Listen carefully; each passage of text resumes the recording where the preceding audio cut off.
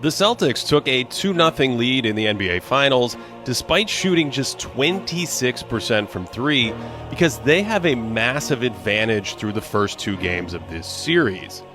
Both teams are playing a game of mismatch hunting, but Boston's version is very different than Dallas's, and there are two huge reasons why. First, Boston has multiple weaknesses to attack in the Dallas defensive chain, first and foremost starting with Luka Doncic, who had a hard time staying in front of anyone, which collapsed the Mavs' D and led to wide open shots. Jason Tatum was often the one hunting for Luka on these switches, and he blew by him repeatedly throughout the night, again scrambling that defense and leading to offense at the rim. This time, Luka is cross-matched against Jaylen Brown, so Daniel Gafford rotates over to help. He wants to move Gafford out of there and reset his dribble, so when Brown gets it back, he goes instantly, leaves Luka in the dust, and now Boston's just finding their preferred shot, and it's Jrue Holiday wide open in the corner.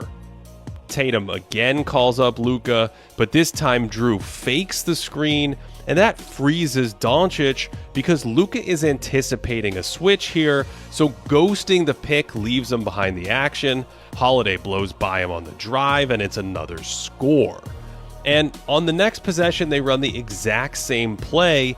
This time it's an actual screen, and Tatum gets Luka on him. Then he leaves him in the dust and finishes with an and one. And on both of these plays, Dallas's center is out of the paint guarding Kristaps Porzingis, so there's not much shot blocking at the rim for the Mavs when Boston goes to finish. This is the second reason Boston has so much success mismatch hunting. They stretch out Dallas with all their shooters, and here stick a guard near the rim, so when Tatum goes by Luka, their smallest player is left to protect the hoop. Same thing here, they pull Luka onto Tatum. Jrue is spaced in the near corner, so Derek Lively has to stay way out on him, and when Tatum smokes Doncic, it's an easier shot at the basket. The second vulnerability to attack is Kyrie Irving, who has had a really strong defensive run in the playoffs, so we didn't see this much in Game 1, but in Game 2 it was another weak point. Again, the shot blocker is out of the paint and Brown can float it in. And because he's usually the smallest guy out there, switching all these screens leaves Kyrie exposed against Boston's size, and Porzingis loves this elbow jumper over the top of little guys.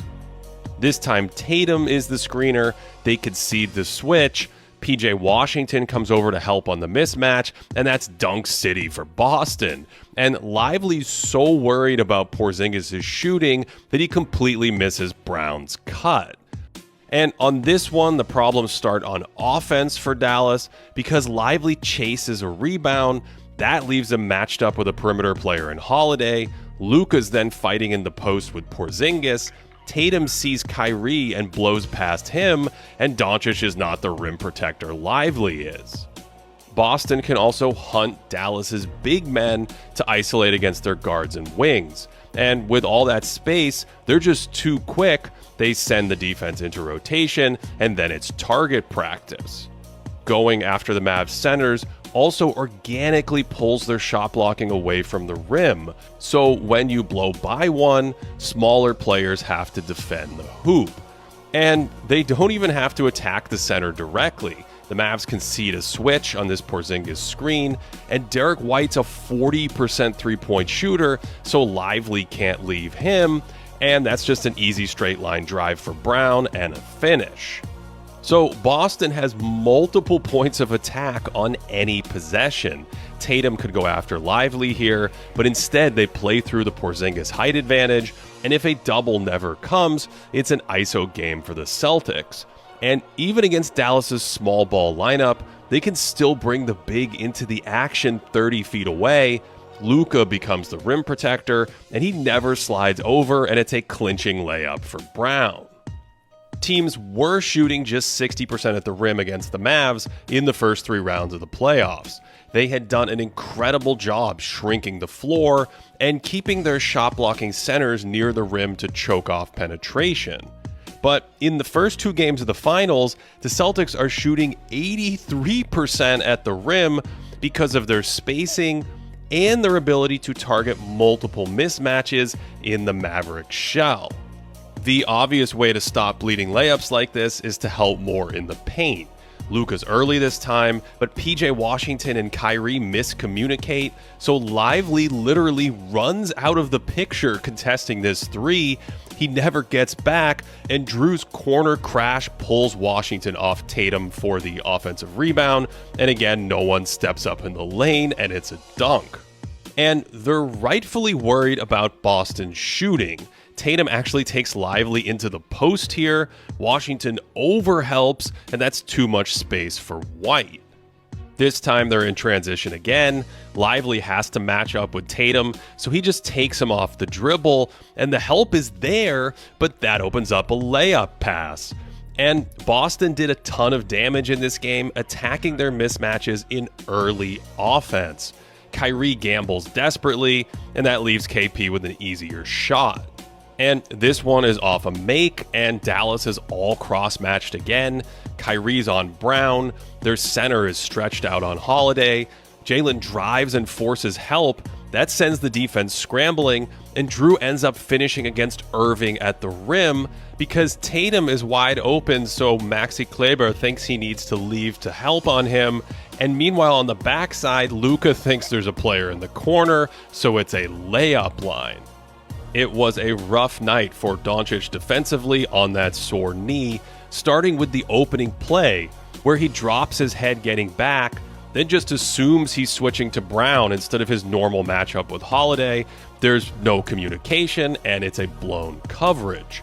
So Boston was able to generate amazing shots all night with their pace and mismatch hunting, but Dallas can't do that to them on the other end.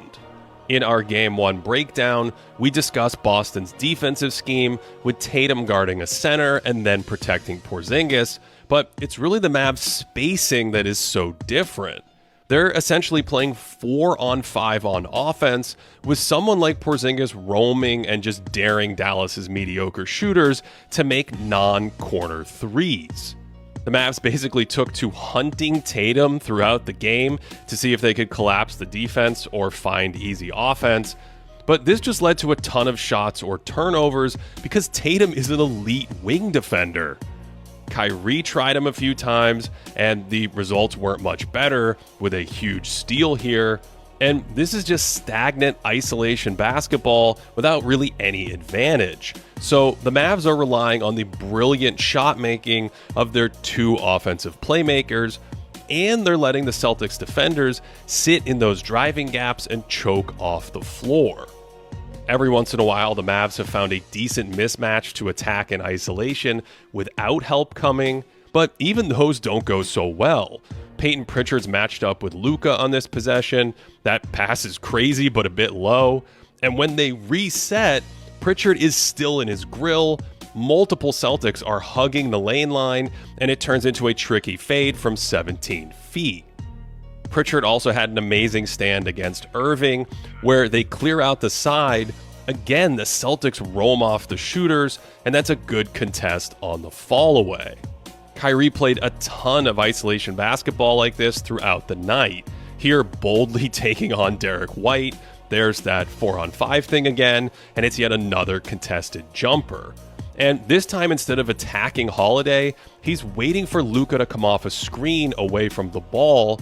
White does a great job jumping out on it, and now Kyrie's stuck trying to score on Drew one-on-one. That's not doctor recommended, and Luka runs into more help at the end of the play. Holiday has done amazing defensive work against Irving, including this revolutionary idea of not conceding the switch, and Irving settles for a tough 3. And here he fights through the screen again to avoid the switch, and when they try to bring Al Horford back into the pick and roll, Drew stays with Irving around the pick and rips him on the drive for another near turnover.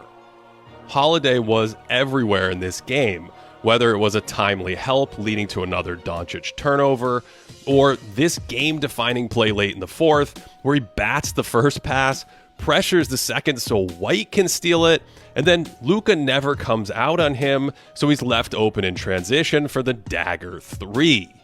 Drew also had some really high IQ cuts in this one, going early in transition, then suddenly snapping back towards the rim here. And on this play, Tatum was stuck on the baseline against a double team. Kyrie loses track of him, so he sneaks in behind for another great Tatum dime. So, through 2 games of the NBA Finals, it has been all Boston thanks to Tatum's playmaking, their defensive scheme, and their ability to avoid mismatches on one end while constantly creating them on offense. And as a result, this incredible starting 5 is now just 2 games away from an NBA